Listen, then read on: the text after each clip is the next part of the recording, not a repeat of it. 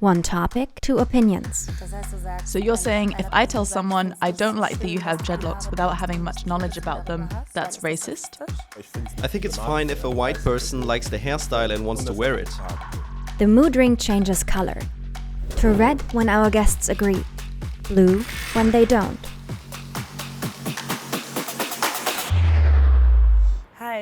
Hi, I'm Farina. I live in Berlin and work as a political educator and empowerment speaker.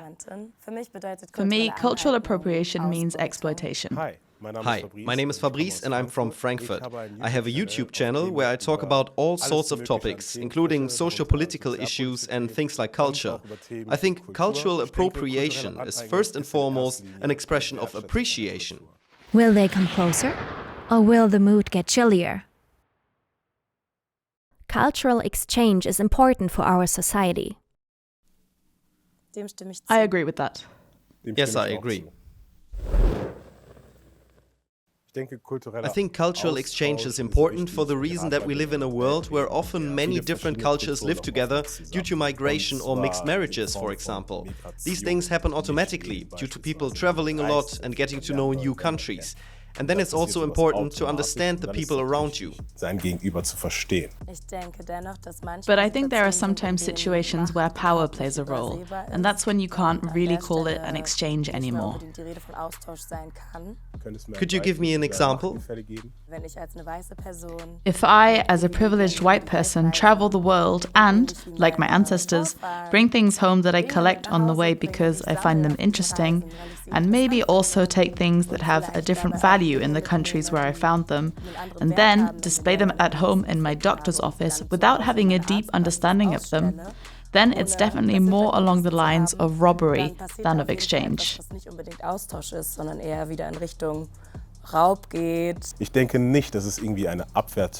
I don't think putting something in your doctor's office devalues it. You wouldn't display something you view negatively or don't like. And you also can't necessarily expect someone to find out everything about something they see in another country. And even if I do have that information, what does it change about what I'm allowed to do with it afterwards? Am I allowed to display it in my doctor's office once I've learned about it because of having done so? Or should I realize, okay, actually the context is a very different one, and so I really shouldn't have bought this in the first place? Your last point is something I feel very strongly about. I think when you start to confront your past and then you find out while talking to someone who is maybe selling you something that a particular object is actually used for things you don't do yourself because you're not part of a certain community and have no idea about these kinds of religious practices, that's when you realize, okay, maybe this is not my place. BIPoC are too sensitive to cultural appropriation. Yes, I agree. I don't. There's basically another imbalance in that statement. People's emotional reactions are evaluated and characterized as a bit too sensitive. These are reactions to things that people have been experiencing for decades. And so I find it really hard to say they're being too emotional. I think it's not so much the emotions that are the problem, but the things that people get upset about. I think when we talk about examples like the ones you've mentioned, like a person in another country buys something and people get upset about it, I think it's problematic.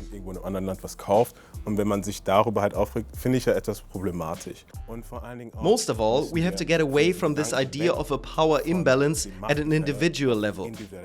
If big companies appropriate things from other countries and the economic independence and livelihoods of the people in these countries are affected as a result, then yes, we should get upset about that.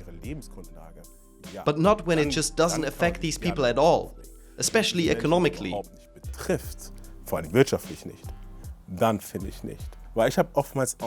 I'm pretty sure you'll disagree, but I often have the impression that this idea of cultural appropriation and power imbalance of I or we don't want you to take things from us and somehow appropriate them is a bit like part of the AfD's ideology.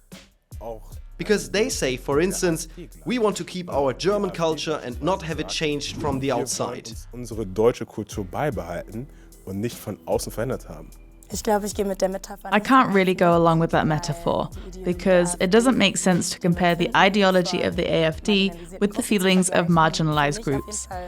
I think what for me is a really, really important point that we have to consider in the debate is such a view renders the writings of history invisible.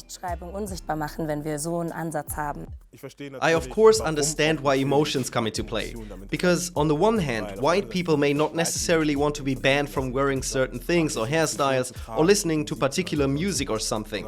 And on the other hand, marginalized groups or people with a migration background are on the other side saying, you take things from us that you don't give us any kind of acknowledgement for. I can understand that, but would it be enough if these people were somehow recompensed? For me, something that definitely always strikes me is that white people can't stand not being allowed to do something. Maybe for the simple reason that it hasn't happened that often.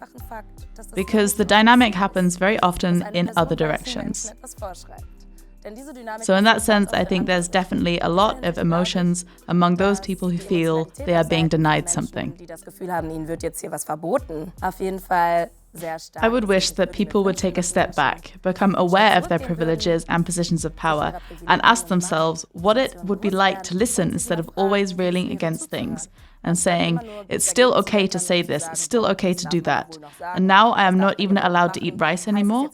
It's absurd. Das ist absurd. We automatically assume that if someone has a certain skin color, they're born with all kinds of privileges. I don't think it's actually the case for most people. Alles mögliche an Privilegien haben, nur wegen ihrer Hautfarbe.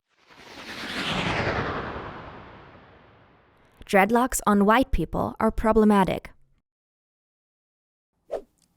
Yes, I agree. No, I disagree.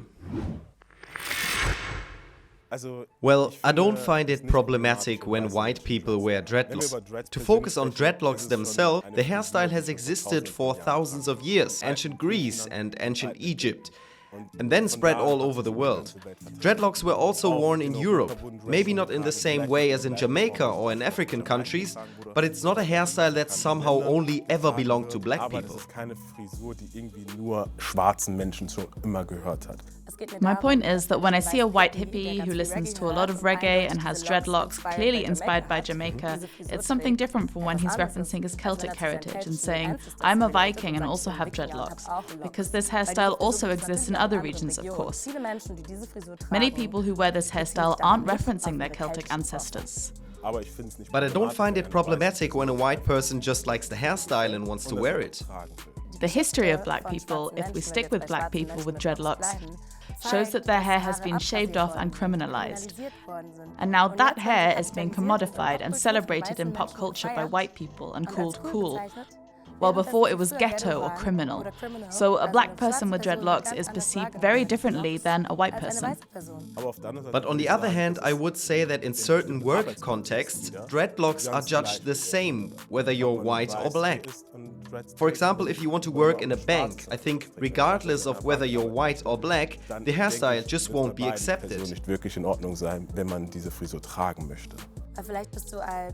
Maybe a Jamaican person would be connected to their hair in a different way, and so they can't do the job because it would involve cutting off the hair that they have been growing for 20 years, whereas a white person doesn't have that spiritual connection, and they can just shave it off. I understand that someone who has a certain connection to their hairstyle and religion and spirituality might deal with it differently than me. I have no problem cutting my hair short. It's no issue, but I can understand that it's different for other people. But to say that that's racist, I wouldn't say that. Maybe it comes across like that, but I think sometimes it's just a certain kind of dress code.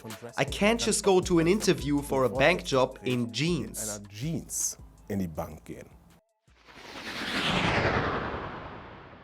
Intention in cultural appropriation does not matter. I don't agree. I also don't agree. Intention plays a role. I think at this point we're back to the topic of what the intention behind your behavior was and what the person receiving it perceives. And that's definitely always more important, to look at how the receiving person perceives things and not you as the sender.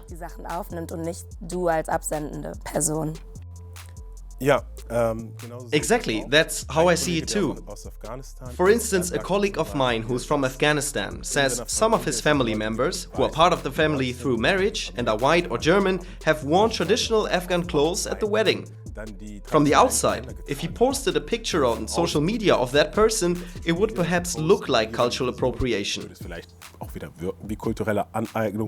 I think communication is a big part of that, because you could say to the person, for instance, your sister's husband, "Hey, look, we've got this outfit for you. We'd be really happy if you wore it as a sign of your appreciation of the culture, because this is an Afghan wedding."